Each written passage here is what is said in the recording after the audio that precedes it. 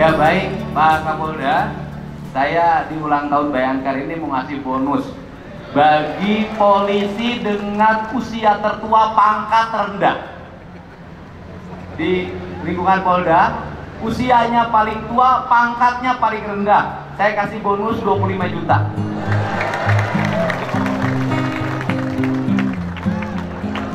Dan ASN Polri dengan golongan paling rendah, usia paling tua, saya kasih bonus 15 juta.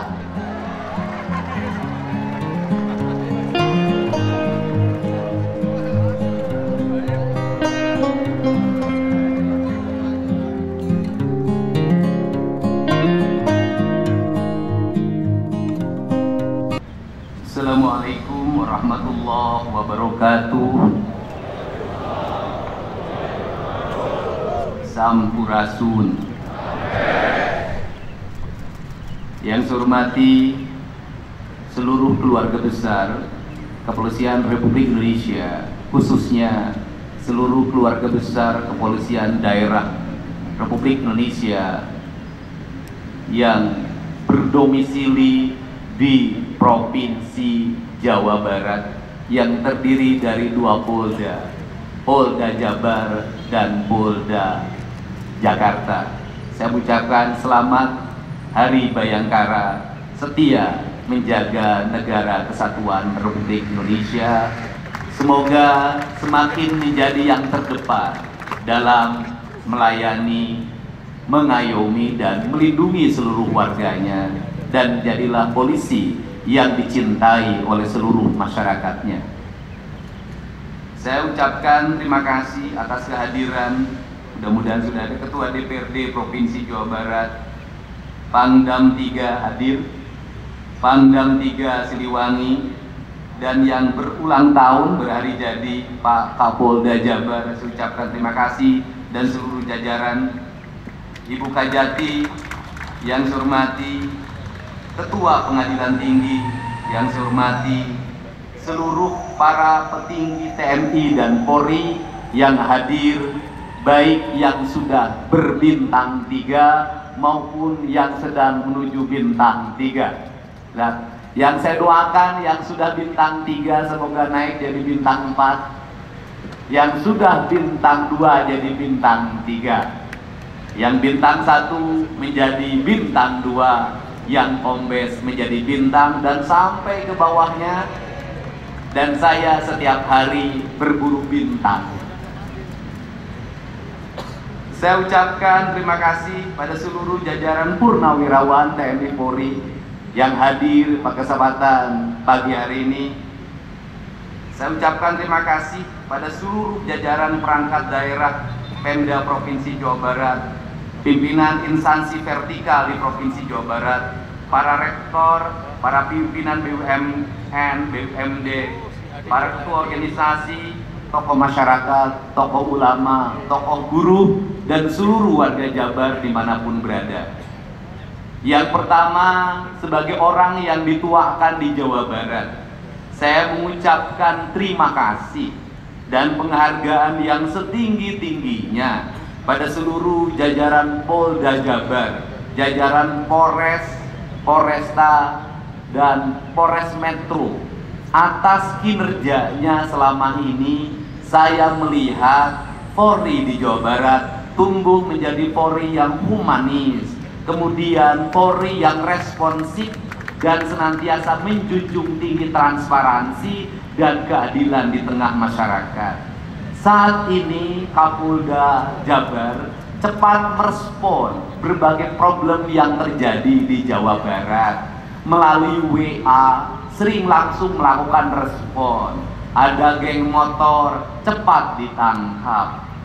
Kemudian ada berbagai peristiwa yang terjadi di Jawa Barat, berbagai peristiwa kriminal sangat cepat melakukan langkah proses hukum yang adil dan transparan.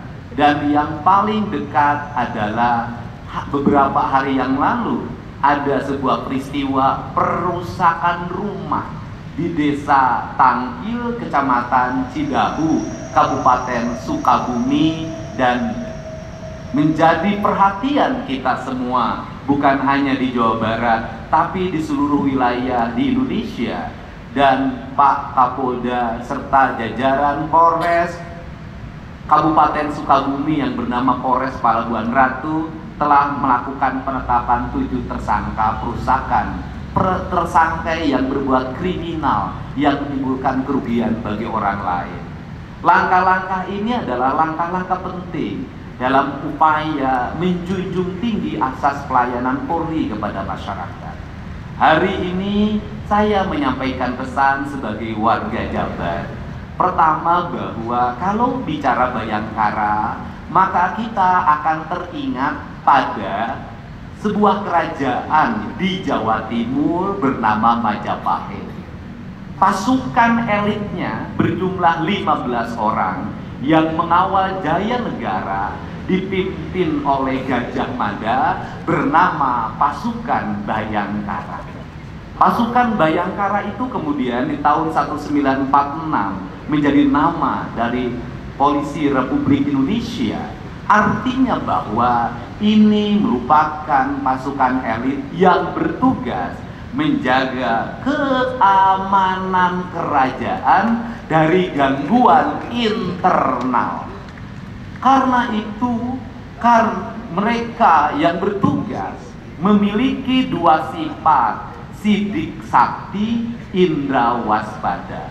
Sidik sakti artinya memiliki penglihatan, memiliki pendengaran, memiliki penghisapan yang berpusat dari hati yang menggerakkan inderanya untuk senantiasa melek dalam setiap waktu, melihat seluruh perkembangan masyarakat, mampu memprediksi peristiwa yang akan terjadi sejak dini, sehingga peristiwa kriminal tidak terjadi, peristiwa-peristiwa yang merugikan ketentraman dan ketertiban masyarakat tidak terjadi.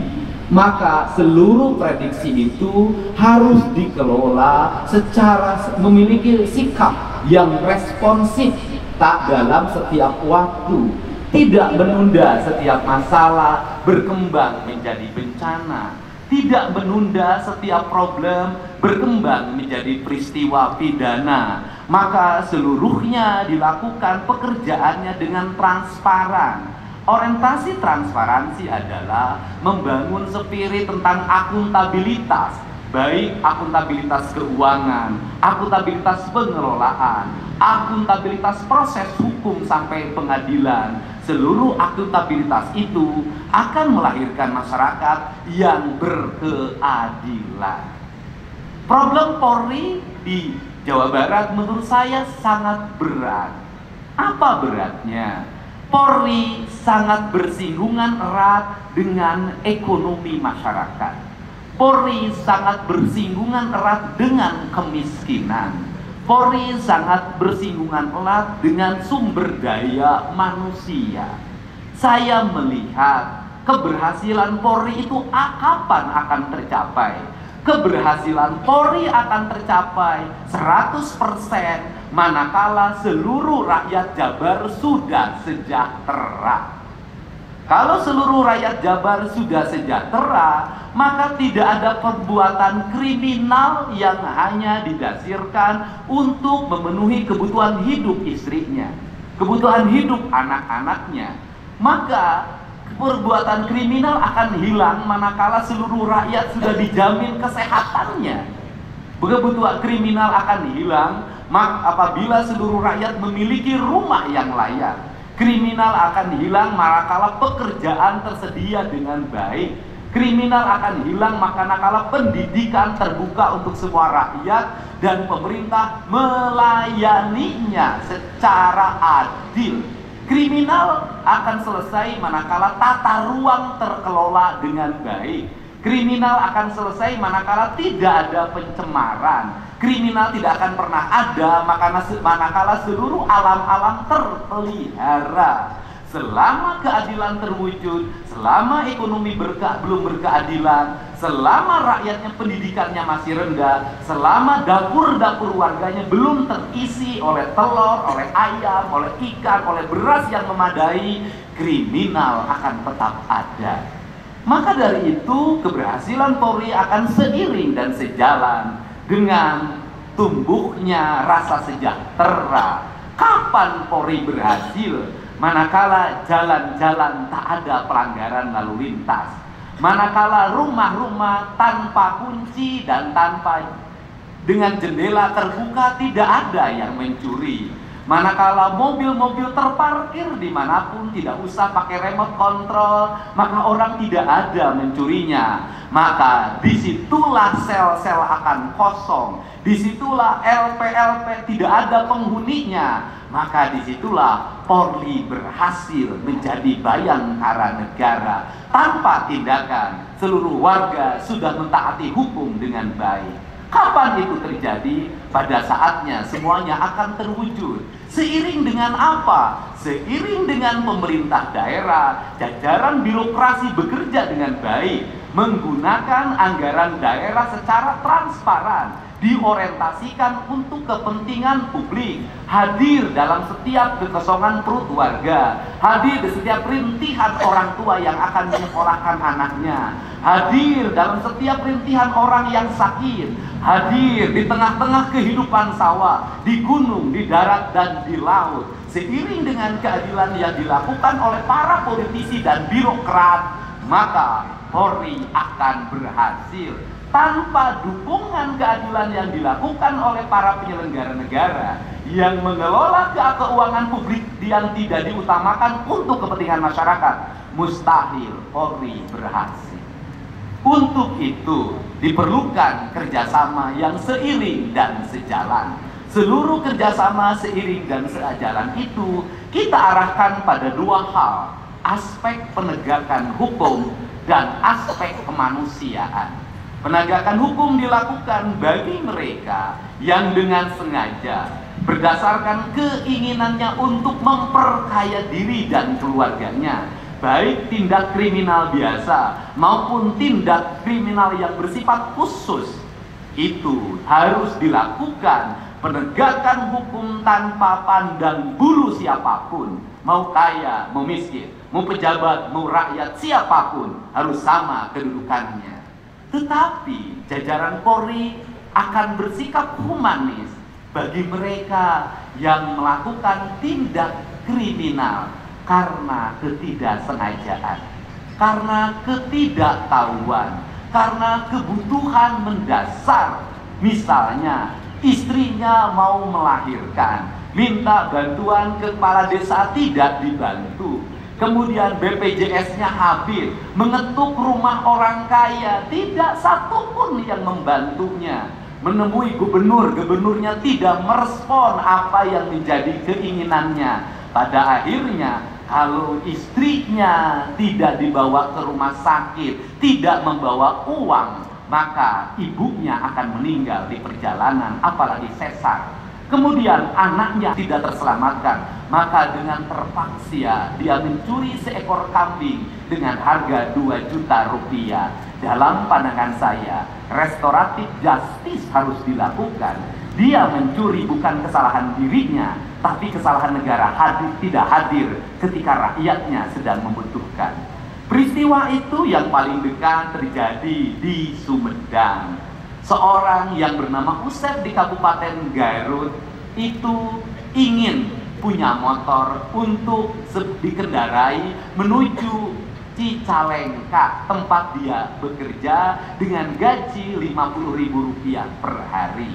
Di media sosial dia membuat status membutuhkan motor. Kemudian saudara Taufik menawarkan dia punya motor yang akan dijual bersurat, kemudian punya BPKB dan STNK-nya. Kemudian dia motornya dibeli, tapi BPKB dan STNK-nya dengan harga 3 juta tidak juga diberikan. Pada akhirnya ketika saudara Taufik ditangkap, motornya dijual ke saudara Usep. Kemudian jajaran kepolisian Sumedang bekerja sama dengan Kejaksaan Negeri Sumedang, Kejaksaan Tinggi Jabar, kemudian direspon oleh Jampidu menetapkan dengan restoratif justice, dibebaskan dari hukuman. Selanjutnya, saya sebagai gubernur bertemu dengan mahasiswa Unpad yang memiliki motor itu. Saya meminta dia untuk memaafkan, dan dia memaafkannya. Kemudian dia memberikan motor yang dicurinya pada saudara Usep. Karena dia memberikan motor yang dicurinya kepada saudara Usep, maka saya pun memberikan hadiah motor baru pada mahasiswa itu. Itulah hukum. Itulah hidup, itulah kehidupan yang berkeadilan. Negara hadir di tengah-tengah masyarakat yang kesulitan. Untuk itu saat ini saya menawarkan diri sebagai gubernur Jabar, dan saya akan mengajak seluruh bupati dan wali kota untuk membangun MOU dengan Polda Jabar. MOU-nya adalah manakala ada sebuah peristiwa kriminal, latar belakang kriminalnya didasarkan pada kebutuhan mendesak karena ketidaktahuan, karena pertama kali dia mencuri, maka lebih baik gubernur diberitahu untuk sama-sama melakukan restoratif justice. Dan saya akan meminta maaf pada masyarakat itu karena dia mencuri karena lapar, dia mencuri karena butuh. Tetapi saya mengajak juga pada jajaran kepolisian dan kejaksaan serta pengadilan, berilah hukuman yang seberat-beratnya pada masyarakat yang berbuat kriminal untuk memperkaya diri dan keluarganya. Itulah prinsip-prinsip hukum yang ingin dikembangkan. Untuk itu saya ucapkan terima kasih. Pada saat ini kita sama-sama berdiri menjadi barisan paling depan sebagai bayangkari negara, menjaga ketertiban dan keamanan negara, menjaga ketenangan masyarakat, menjaga seluruh piranti hidup agar Jawa Barat menjadi provinsi yang gemah ripah repeh rapi, sarendek saigel sabobot sapihanean, kacai jadi saluwi, kadarat jadi saloga, menjadi provinsi yang silih wangi, silih asa, silih asi, silih asu, nu jauh urang degetkeun, geus deket urang layeukeun, geus layet urang pahetkeun, geus pahet silih wangikeun. Dirgahayu Bayangkara negara, semoga menjadi garda terdepan dalam menjaga keadilan di negara kesatuan Republik Indonesia. Wallahu muwaffiq ila aqwamit thoriq. Assalamualaikum warahmatullahi wabarakatuh.